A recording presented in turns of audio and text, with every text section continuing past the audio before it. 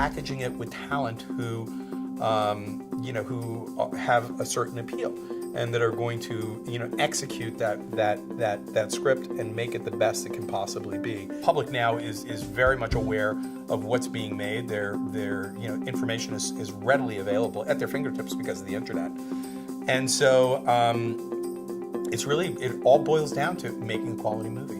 Rebates and tax incentives that basically make a huge dent in your budget. Then we will always have to have a certain portion of sales. Back in the mid-'80s, during the video boom boom days, and it's been interesting to see the evolution of the different media. Primarily, my background, I started off working at New World in their international distribution and licensing department, and it took me to all sorts of crazy places all over the world, meeting with clients and selling and licensing them rights to the catalog and the new films that we were producing back in those days.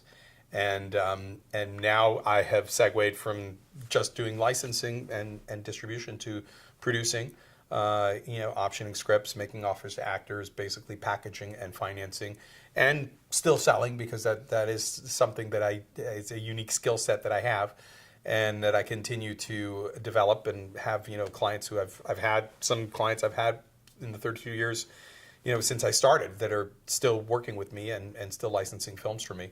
But the difference is that I have my own movies, and then I also sell for other people as well.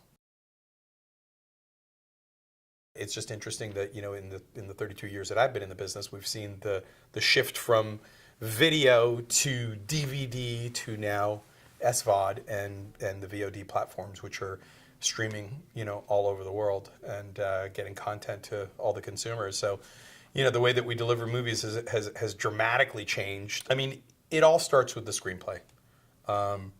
I worked for a very famous producer named Dino De Laurentiis, and Dino was adamant about always having a great screenplay, because it's the blueprint. It's if you're comparing this to real estate, the script is the blueprint or architectural plan for the building that you're going to build. And if the plan is solid, then the building will be solid. And in this case, if the script is solid, then the movie should be solid. And Dino always said, in his incredible accented English, shitty script, even with great director, shitty movie. And he said, if you have great script, even with just okay director, maybe you have a chance to make great movie. So I think that, for us, it's really about, and that's interesting, that part hasn't changed. It all starts with with a great story that deserves to be told, and then packaging it with talent who have a certain appeal and that are going to, execute that script and make it the best it can possibly be. Back in the video days, we could basically package and put together these movies, and a lot of terrible movies were made because there was such a demand that people, the video stores needed to fill their shelves, and they basically were buying anything that was being produced and packaging it in a beautiful box, and people were renting it, and a lot of times people get very dissatisfied at the quality of the films that were being, offered to them. If you use that same analogy in today's marketplace with the VOD platforms, and I do see the VOD platforms as being the plethora of video stores that we had back in the 80s and 90s. But the difference is that they're seeing the films completed. Information is readily available, not only to them, but also to the consumers.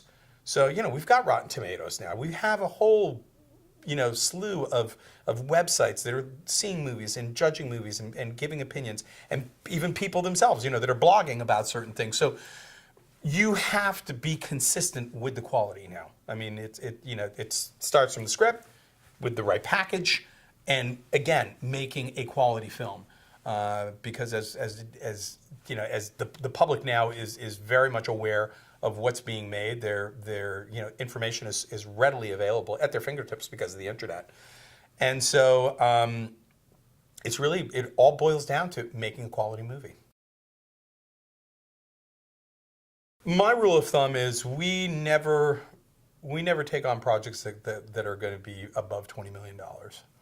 I think that you start getting to a point where the costs of the film are very hard to finance. And the way that most independent films are being financed today is shooting in a country shooting either in a country, or if you're shooting in the States, shooting in a state that has incentives to bring you there. Rebates and tax incentives that basically make a huge dent in your budget.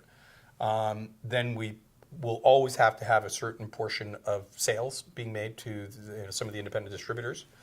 Those contracts will have to be banked at a financial institution, whether it's a bank or a different finance company. That paper will have to be used as collateral for a bank for a loan, and then sometimes there will be a need for a piece of equity, and then the bank will normally what we call gap lending, which is going to be money that they will lend against the estimates, so the unsold territories. Well, it's a very easy loan to borrow against on a contract, but they have to be confident that the person selling the film is behind, it has believable numbers and realistic expectations for the unsolds, and then they will lend additional money against those numbers. So this is, I would say, 90% of the films that are being made in the independent marketplace are financed in that manner. I don't think you have many people who are just writing checks, hoping that the film is going to turn out, and financing these movies at 100%. There's always different ways that these things are being cobbled together, and again, it's nothing new. We've had bank financing and off-balance sheet financing now for a long time. Matter of fact, Dino De Laurentiis actually was the first one to start that back in the 60s with pre-selling rights to movies and borrowing money. At the time it was a Credit Lyonnais affiliate in Holland who was the first one doing that. So we haven't really deviated in terms of how we finance the movies, but the challenge has become with the different rights and media and ever-changing technology. We're having to adapt, accordingly to adjust to those changes in the marketplace.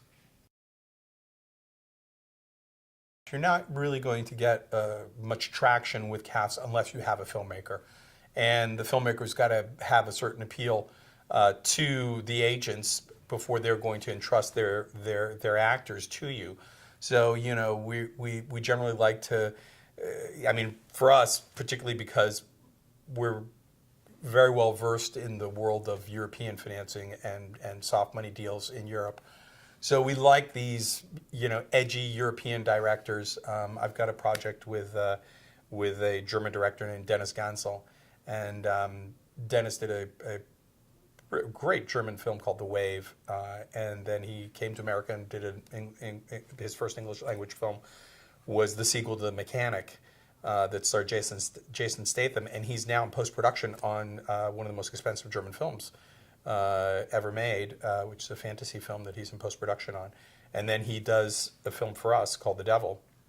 And Dennis is exactly the type of director that you want to be in business with. He's creative, he's interesting, and becomes very sexy for an agent to be able to pitch his clients to say, listen, you're going to work with, a guy like Dennis who's got an incredible track record and is, has the possibility of, getting a great performance, out of the talent.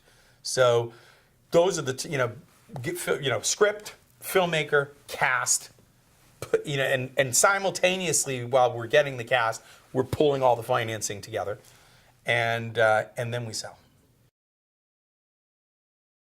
From August 25th until October 3rd, I was traveling nonstop, and I was at the Toronto Film Festival, I was at the San Sebastian Film Festival, and I was at a brand new festival called the El Gouna Film Festival in Egypt. This is the first year that they've done it, and they invited me to go there. because of a documentary that I produced with Arnold Schwarzenegger called Wonders of the Sea. And Arnold came with me to San Sebastian to promote it, and we screened it there. And actually, it was very, very well received. Very pleased with that. We got some fabulous reviews on it. And then I continued on to Egypt, and of course, there was plenty of people, great contacts. I met Forrest Whitaker, who I'd never met before.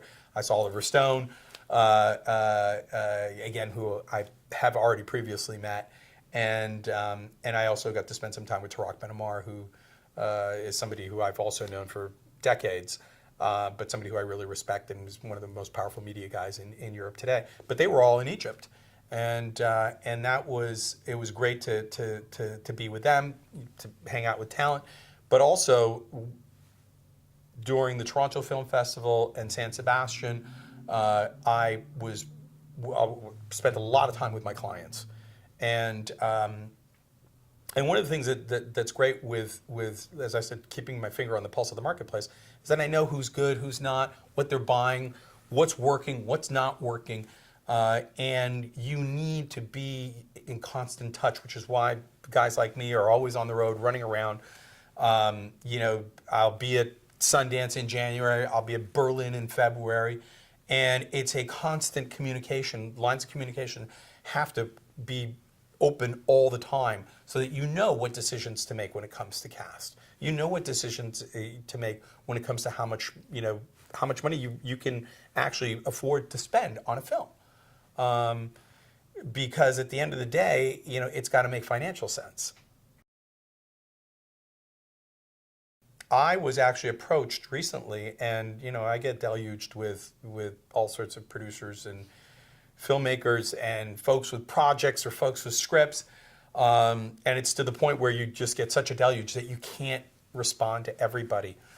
But for some reason, something caught my eye with this project, and they sent me a trailer, and I watched it, and it was actually quite good, and which is surprising because most of the time this stuff is not good.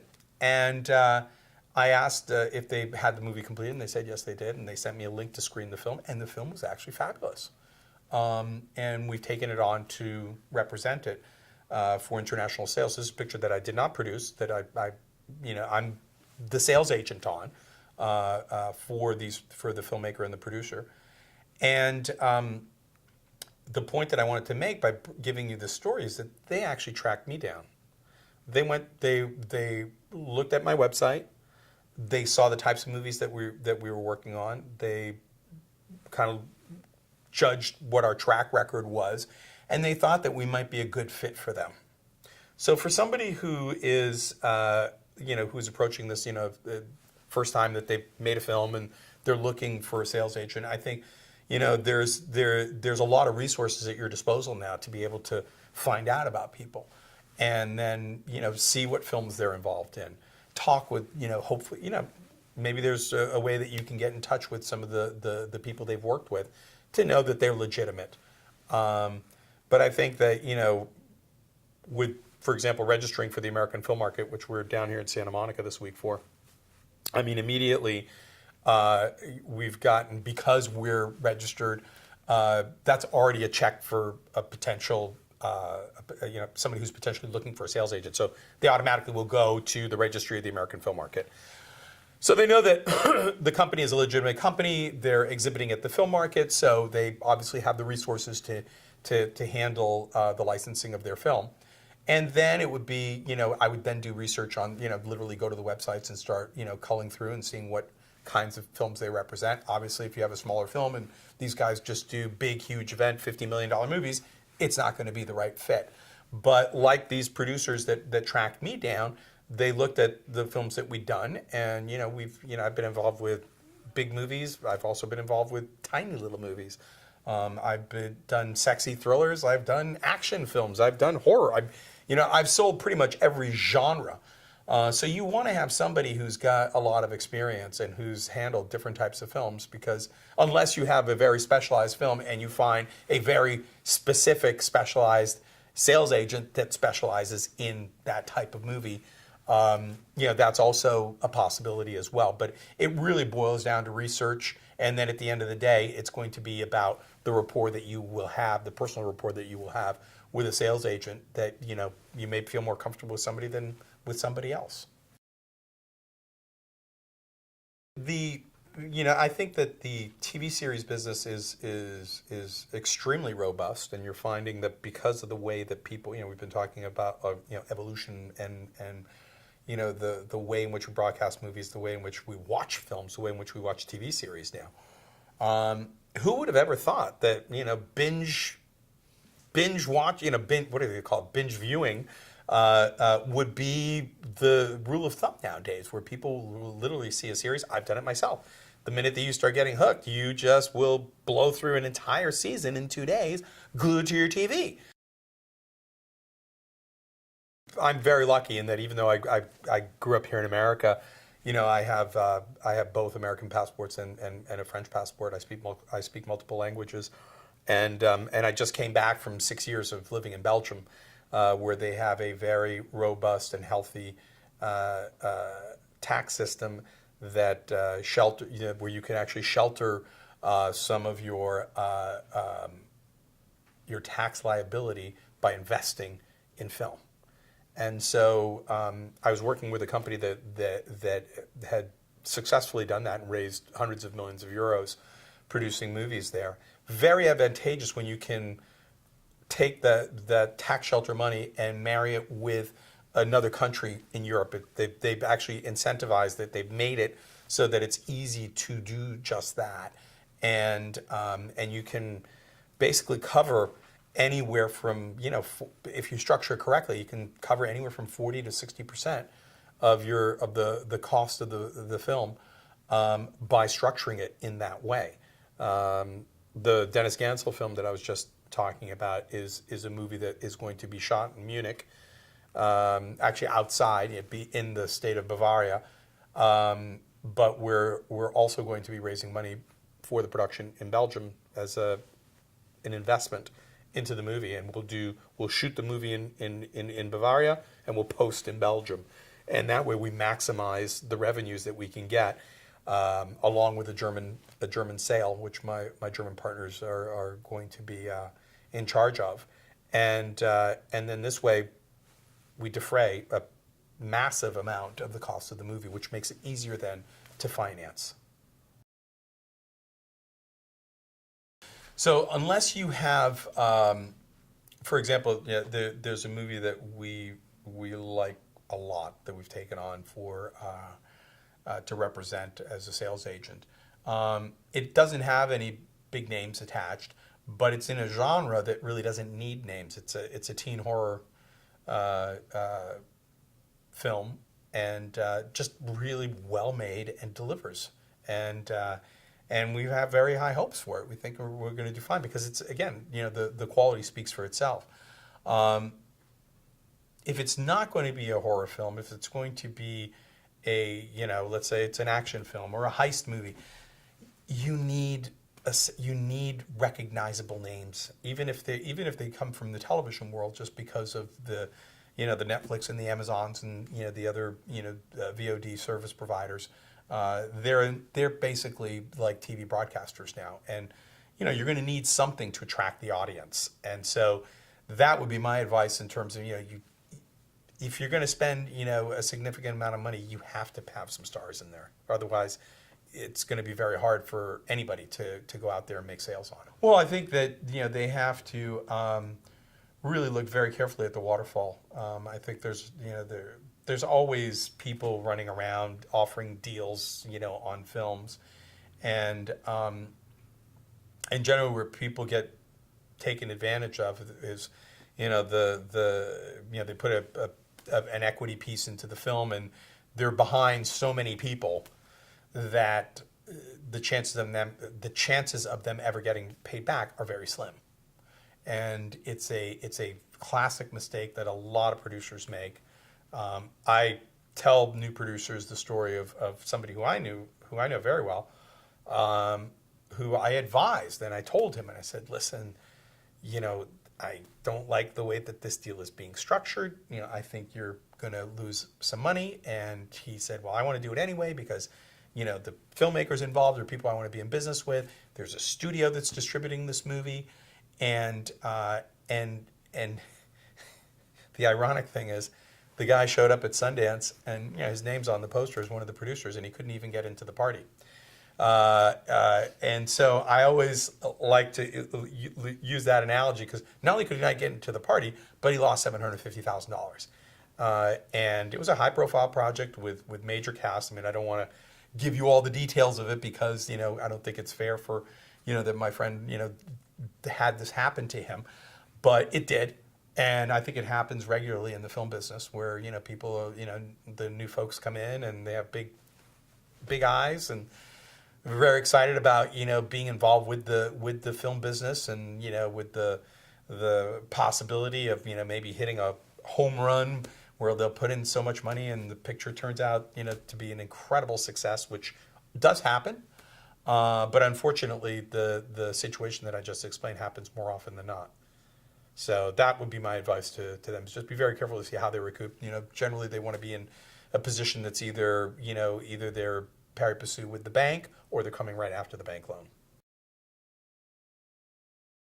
The collection agreements are fantastic because, and particularly for me, if I have multiple films with different producers, nobody ever needs to come and audit me. Nobody never needs to ask me for accounting. I just say, get the collection agent to send you the report, and it's all done. The guilds are taken care of. Everybody gets their piece. Why? Because the contracts were given to the collection agent. Everybody, the collection agent knows everybody's deals, knows who's got to get paid, and as money gets, put into the collection account, they disperse it the way it should be.